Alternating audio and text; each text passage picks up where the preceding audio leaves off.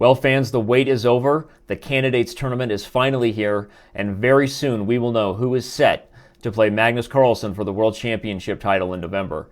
As you can see, the first round pairings paired off two sets of countrymen, with both Russians in the field going at it, Sergey Karjakin and Peter Svidler, and both Americans going at it, with Hikaru Nakamura getting the white pieces against Fabiano Caruana.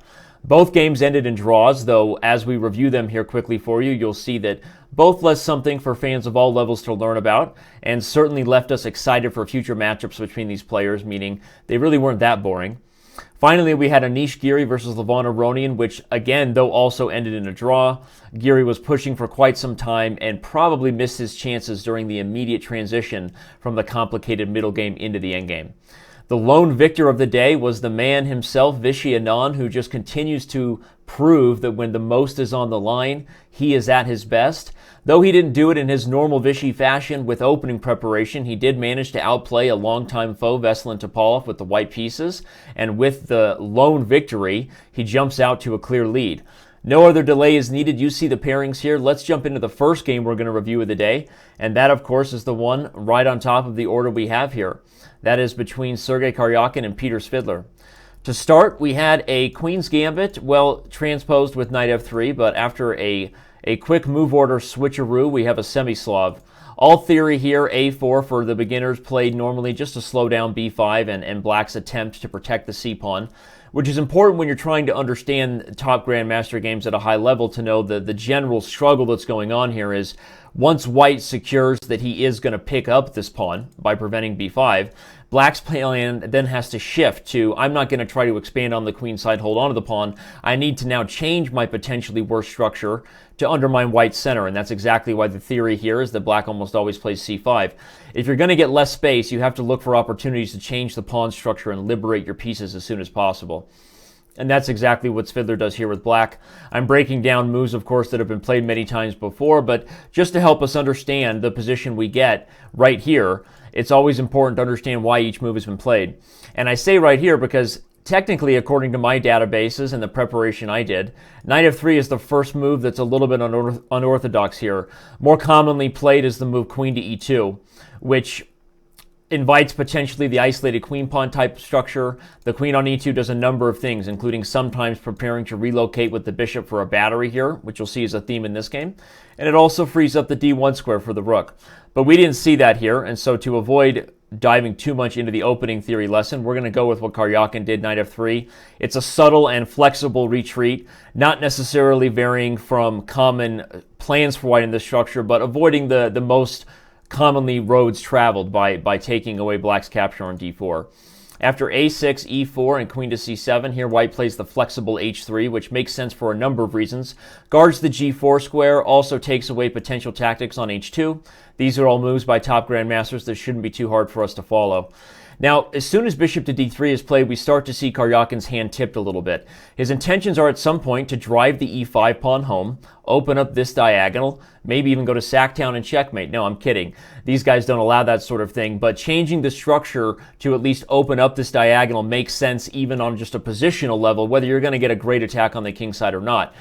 One of the struggles you'll see here is Black has to have the intention to stop E5, but do so in a way that doesn't give up too much in the center.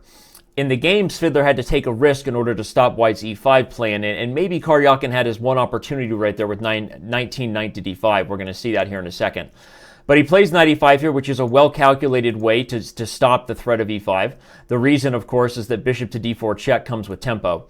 If you went for this line and the bishop had to go back to D6, well, Bob's your uncle, E5, and just like that, we know exactly what Karjakin's doing, even if he doesn't win a piece. Just to see the structure in action, players should know that whenever you have this pawn on E5, which by definition has removed a knight from F6, you're going to see things like knight E4 come in, and all of these pieces will begin a natural relocation to the party on the Black king side.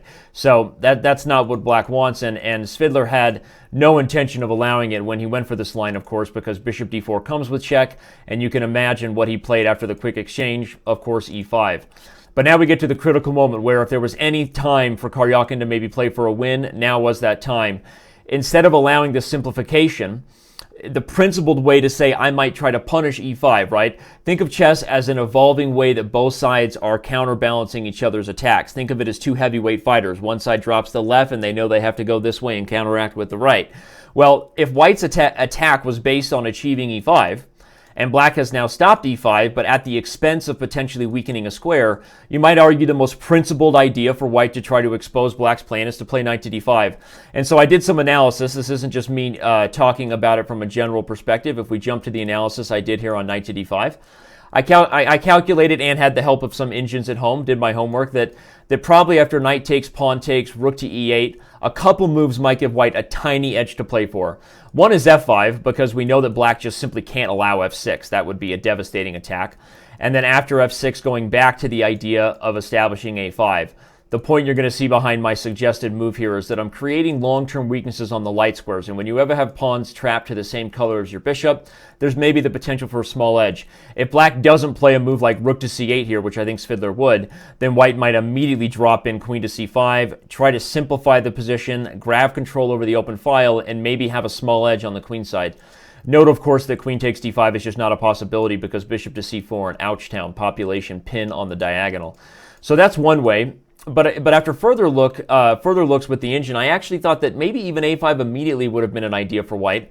Pointing out one line might be that, if Black tried to just take everything, even here, not only is White left with the only passed pawn on the board, but an immediate elevator might show the rook lifting himself up to attacking targets on the queen side. So these were maybe some lines I looked at, not trying to dig too deep. The truth is this wasn't really anything more than kind of a peaceful petering out of the game here when Karjakin didn't go for knight to d5. As we saw in the game, he played, and I'm trying to scroll back to my main analysis, rook a to c1.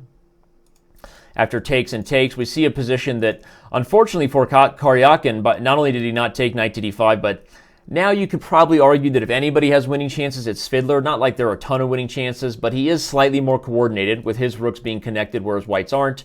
And Black has this potential target to go after the isolated e4 pawn. Fortunately for Karjakin, I think the king activity will make up for that. And so after a few more moves, I suggested that maybe the last chance here for Svidler was to either play a knight to c5, knight to b3 plan, and look to just put his pieces on some of the best squares available and maybe leave the king in an awkward position. Or I calculated a line with f5, which might tactically try to open the e-file and hit the king.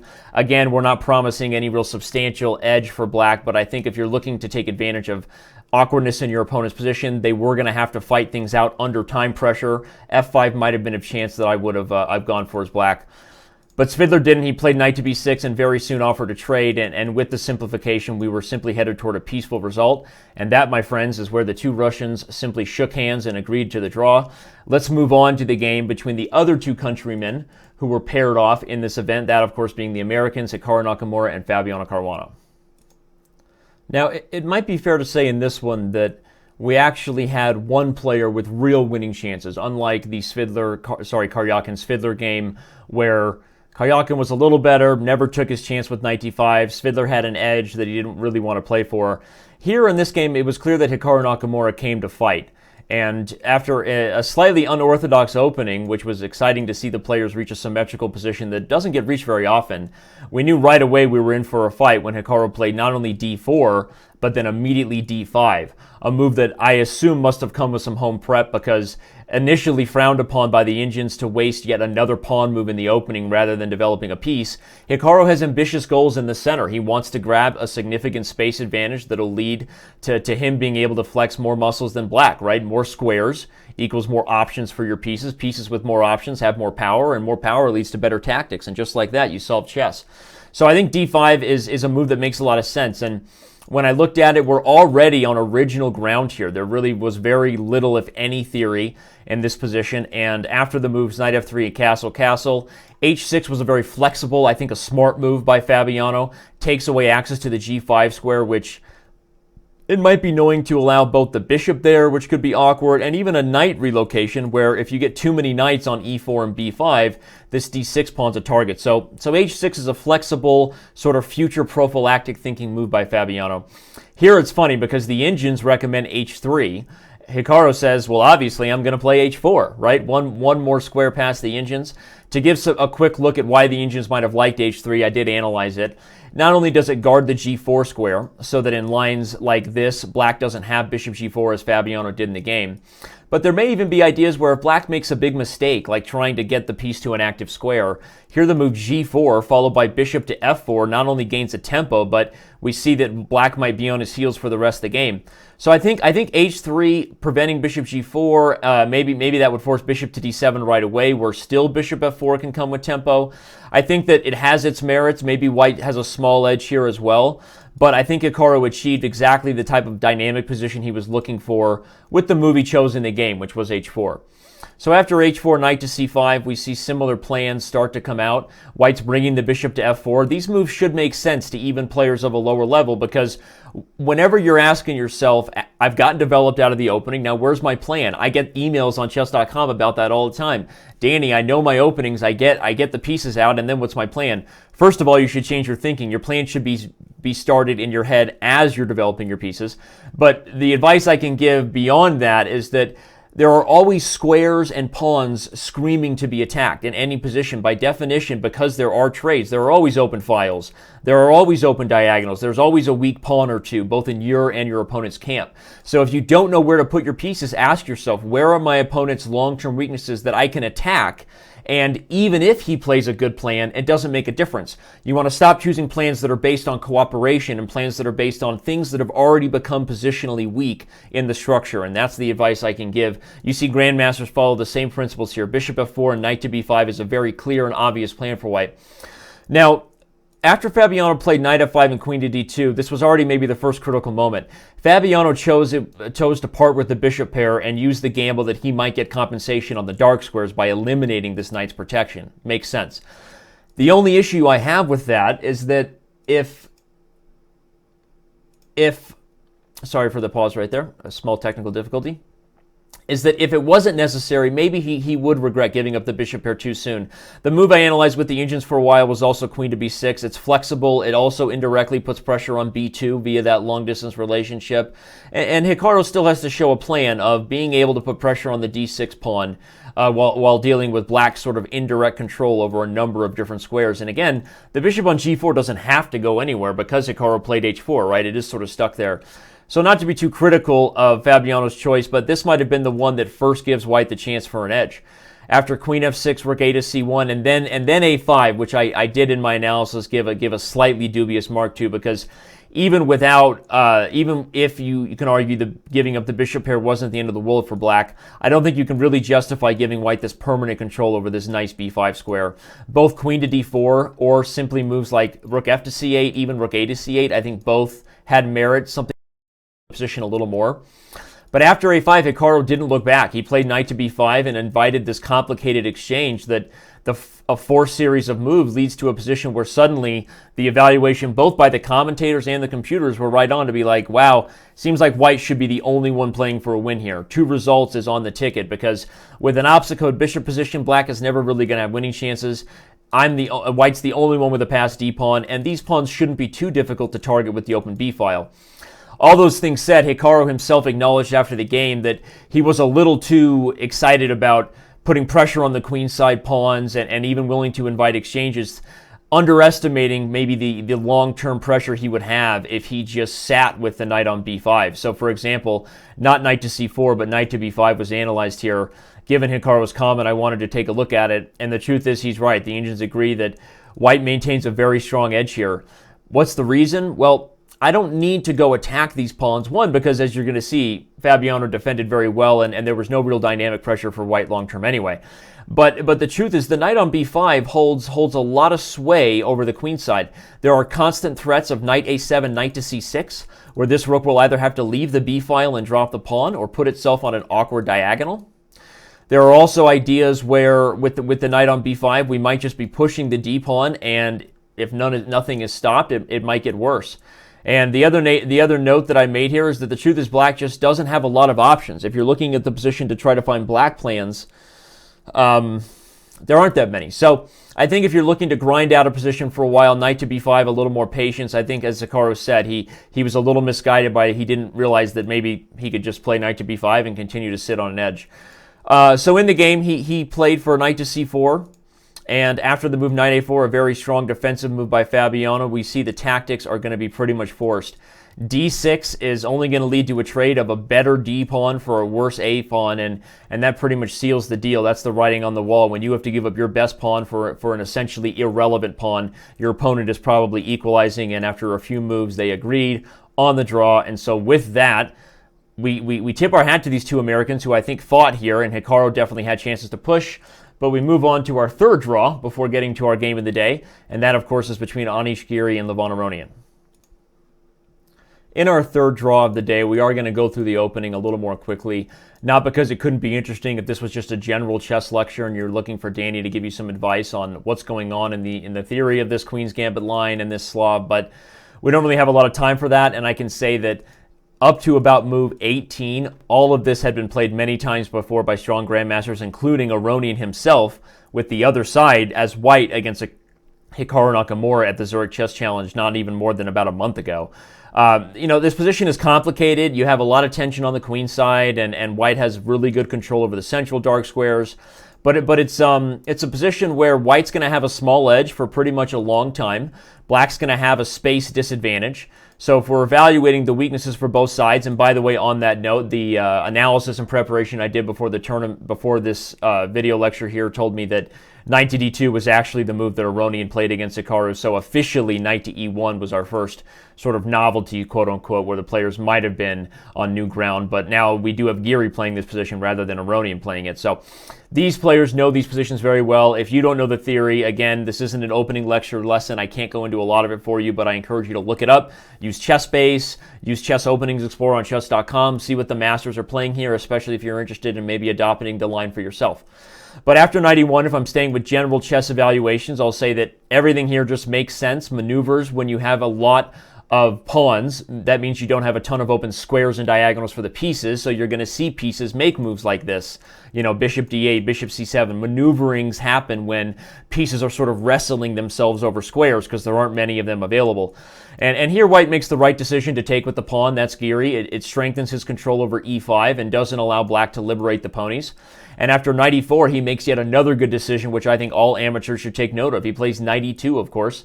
When your opponent has less space, don't trade and free things up. Taking here and then letting this knight find a new square on d5 would do nothing but help your opponent. And I think a lot of amateurs get impatient in closed positions and feel like they need to change something themselves. Otherwise, how am I going to win? You've had that thought before. Come on, you're guilty. But knight e2 says no. I'm going to let these knights step on each other's toes for a little bit longer. And the truth is, if this knight comes to f6, I might even get myself a trap pony, right? Go fishing in the center there. So black has to be careful. And knight e2 by Giri points that out. Rook a2 almost feels like black is getting liberated, but on rook to c2, we realize none of that pressure is going to go anywhere. And this is where we maybe see our first and perhaps only true mistake of this game. And that is when Aronian played rook c to a8. It allows a tactic that's based on loosening his defense over the c6 square, which we're going to show here in a second. But before we do, I'm going to say that Levon probably should have just played rook a4. Even backing the rook up to a8 might have been better. Avoid the tactics that occurred in the game and kind of call Giri's bluff, right? You're black, say, well, you kicked my rook off the second rank, and now what, homie? And see if Giri can come up with anything better. But in the game, either Levon saw the idea coming from Giri and underestimated it, or he didn't really realize the strength of the tactic, because after rook a to c8, we have a forcing series of moves that we're going to jump into, and that is f3 kicks the pony, trade town, and after knight f6, here comes the tactico. Boom, b5. What's the idea? Well, if you take, shake and bake. And just like that, white has a fork, and black has some serious issues. So it's something that forced black onto the defensive for pretty much the rest of the game.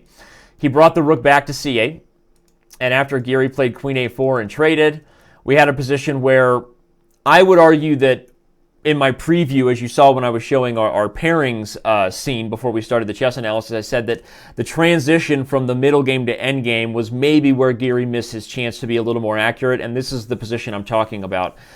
In my analysis, I decided that probably not rook to c1, but instead knight to b4. Nothing really genius. A lot of people saw this, but the main critical point from my perspective was that after c6, knight b8, and rook c8, likely this was dismissed by Giri because where's my next winning plan as white, and isn't black just bringing the king into the center? But the idea that might have been missed by him and then engines make it easy for us analysts to find is a very nice idea, like f5 as coming. And for example, let's show a line. If the king goes to f8, we already have c7 with tempo, and then f5.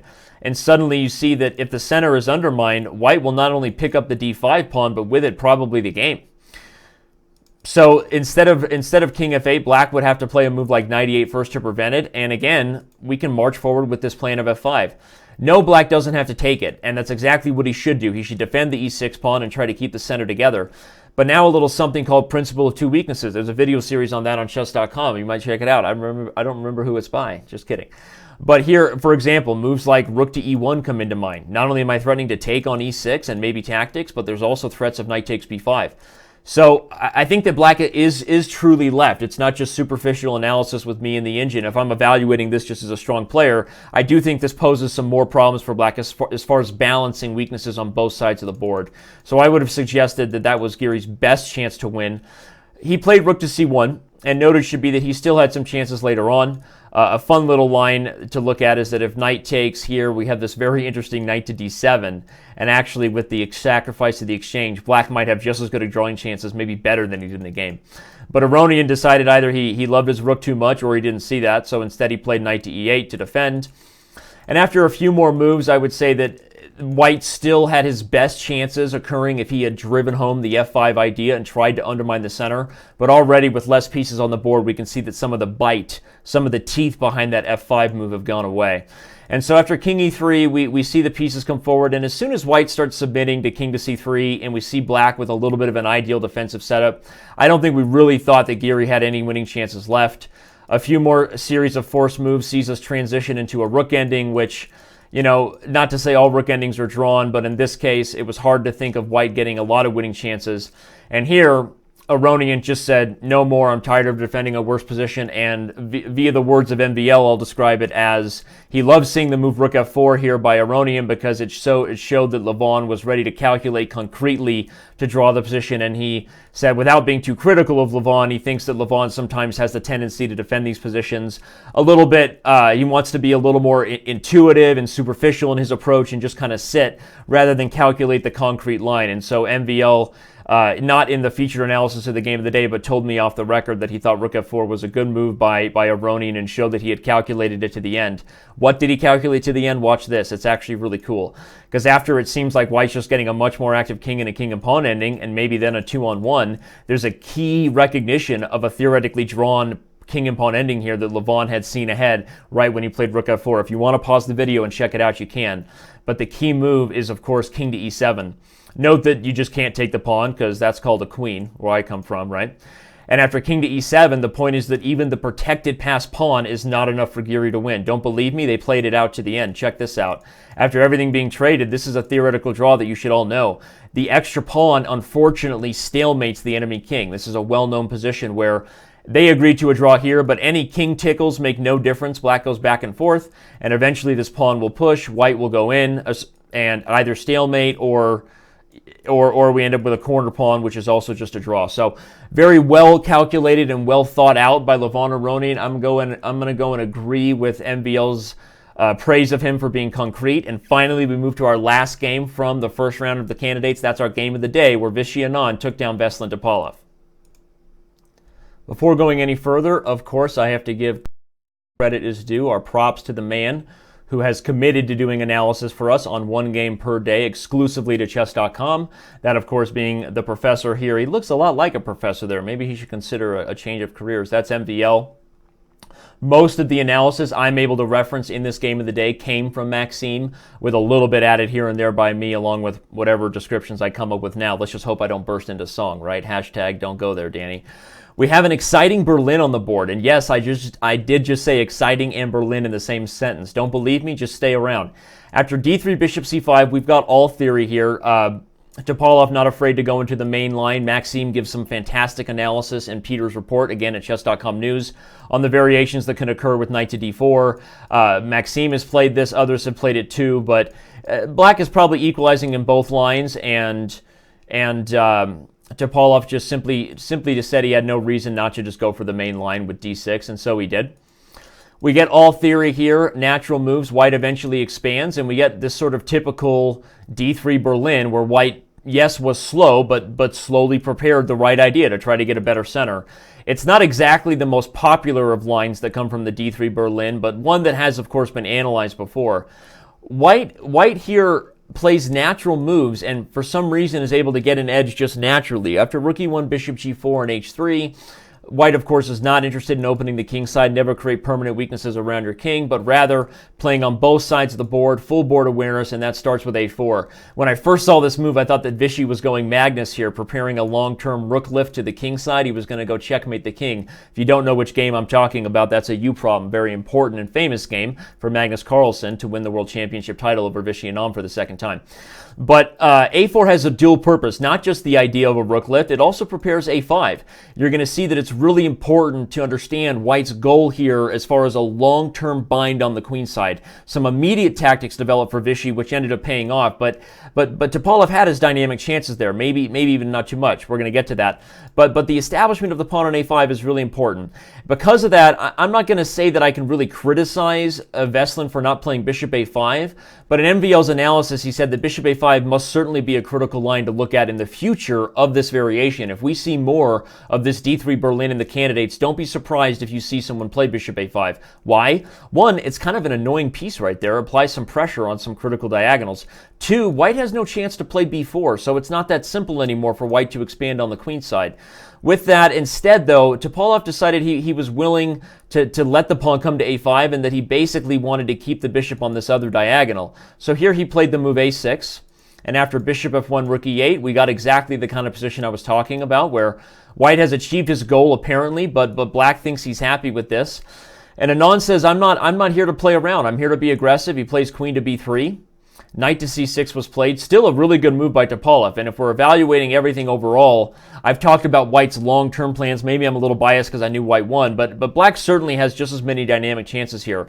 Just look at the pieces coordinating well together as far as if you were teaching beginners, right? You got knights in the center putting pressure on the pawns, the rook right where it needs to be on the only half-open file, and the bishops are developed. So you can't be too critical of black's position. After d5, knight d4, and takes on b7, this is where probably it's a gamble officially, right? We talked about Vishy's long-term strengths of having the pawn on a5. This pawn is weak and is under the scope of the bishop, but it's also a gamble for the queen to commit so early to that when black has really just a very active pieces and the potential for counterplay himself. Topalov played the strongest move according to MVL, knight to d7, bringing the pony to a very important square on c5 where it hits e4. And here, okay, so Anand played knight to c4. Given a question mark by MVL, I thought that might have been a little harsh because nothing really concretely improved black's advantage after this. So to me, it wouldn't really deserve a blunder. But maybe MVL really liked the idea that wasn't played, which was rook a3. This is kind of funny. I already foreshadowed that we might see a Magnus rook lift, but that's not actually the idea here. An interesting point is that the rook intends to go to e3. One of the things you're going to see that happened when this knight eventually came to c5 was that black had pressure on e4. And so rook a3 surprisingly defends this pawn by giving up the exchange. And if you don't believe us, evaluate this position from the perspective that white has the bishop pair, already one pawn for the exchange, and this pawn is not going anywhere for a while. Grab a Snickers. Even a move like knight c5, queen c6 still has to worry about b4. The pony gets kicked and another pawn falls. So it's unclear, but certainly a dynamic position. The pressure points of the position, meaning where are the weakest pawns, where are the weakest squares, those things might favor white. I like to use that term pressure points. Sometimes if you're analyzing chess at home, and here's just a general chess tip, and you're not sure how to evaluate a particular material imbalance, like an exchange sacrifice or two pieces for the rook or something, evaluate what I call the pressure points, and know this is an acupuncture. This is where are the most critical weaknesses, most critical pawns, whose king is weaker. Those are the pressure points of the position, and those might tell you in an unbalanced material mathematical evaluation who's a little better. So there you go. After queen takes b7, knight to d7, maybe rook a3 was better. Vishy played knight to c4, but again, the gamble ended up paying off. Topalov keeps his pressure, but here doesn't see a clear enough plan that he kind of gives in. He settles into an exchange. As MVL pointed out, a simple retreat bishop g6, maybe I say simple too much because it is a little bit awkward and kind of on the other side of the board. And funnily enough, the key point is that this bishop pins the f2 pawn, so there's no real easy way to guard e4. A subtle yet simple retreat might have been Topalov's best. Instead, he succumbed to the pressure and decided he was going to trade on c1 just for the chance to go win his pawn back. But it doesn't work out in his favor. He's now down 2 pawns, and even with multiple pawns hanging, he wasn't able to regain enough material at once, right? You're down 2 pawns, and you think, but I'm attacking 3, but how many are you going to be able to get back before it's too late? In this case, it was showed not enough. MVL points out that perhaps f5 is a really sharp and surprising dynamic move. I'm not diving into too much of it here, but again, I encourage everybody to go check out his analysis and see it. Maybe that was another real tricky way for Topalov to play. But after queen h4, rook c2 now defends both, and as you're going to see, Topalov is really only able to regain one of those pawns, and that's critical because one of those pawns happens to be a passed a pawn in the 5th rank. A few more moves here show that now the technique gets a little bit sloppy for Vishy. All these moves being strong, we get a point here where a sloppy move chosen by Vishy really allows Topalov to stay in the game. Analysis from MVL showed that a6 was careless, as he called it, because seems like how could it be bad to push your pawn to the 7th rank, but there's actually some real chances to take advantage of the pin here. This bishop can't move because of the rook.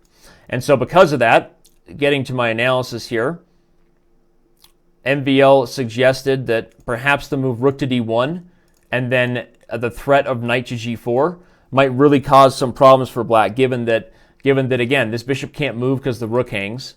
And if I play knight to g4, suddenly your queen is overloaded from guarding the bishop against 2 attackers.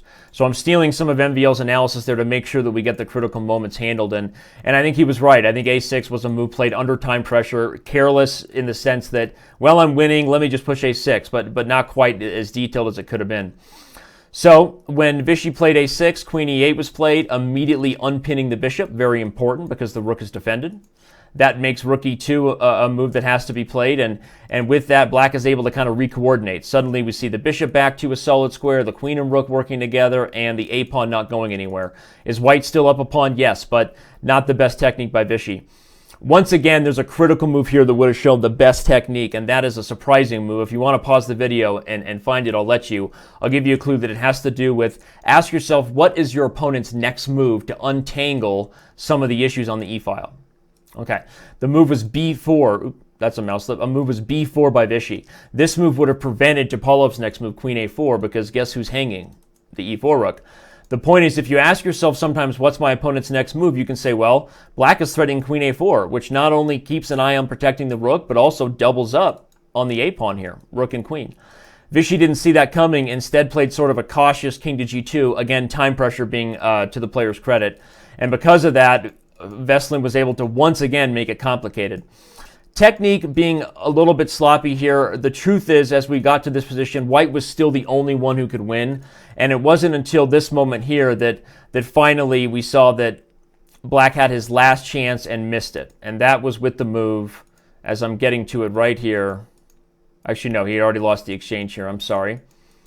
Black's last real chance before he had maybe given away the best potential drawing position was actually, it was right here. It was right at move 40, which again is another reason I was skipping past it, trying not to beat up the players too much for time pressure mistakes. But it really was right here because he played the move rook to c2, which was move 40. Seems really natural, but the truth is the best move was this move f5. A very strong move that prevents white from taking this pawn and indirectly defending his king side at the same time. Also takes away the e4 square. And if h4 trying to control the g5 square with ideas like this, now rook to c2 would force rook e2 because if knight f3, we win the knight. And okay, white is still in the driver's seat, but I agree with MVL that evaluate this position compared to the one in the game. The king side has defended itself, white is not breaking through, and even with a weak c-pawn, probably Topalov has really good drawing chances here. Instead, as we saw, he played the move right at time control, which was rook to c2, and that changed the game because now after knight e4, f5 is not possible any longer. If you want to pause your video and see why, you can, but it's pretty simple. Give a little check, do a little dance, make a little love, and get down tonight. It's called a mating net if you're keeping track at home. So so that changed the game. Not getting F5 by Topalov, holding this, was really his last chance, and with that, F6 was played, and Vishy was able to put it away. Being down the exchange is not going to be enough for Topalov, and with that, F5, Rook takes F5, he resigned.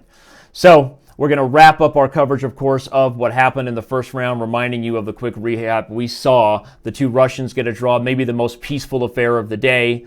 Karjakin and Svidler both having small chances, but nothing really to write home to mom and dad about. Nakamura pushed against his fellow countrymen, but a slightly misguided approach in that critical moment, not just sitting on the position with knight b5, was where he lost it.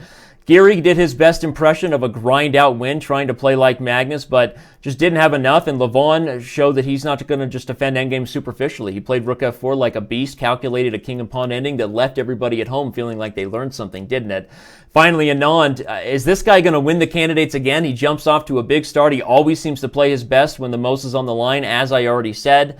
And I still don't expect him to really be able to keep pace. I think it's time for one of these younger guns to win. But just like that, we wrap up our round one coverage of the candidates. We will see you tomorrow with a full video breakdown. Make sure you check out MVL's analysis, as said. And we wish everybody lots of joy and happiness as they follow the biggest event so far of 2016.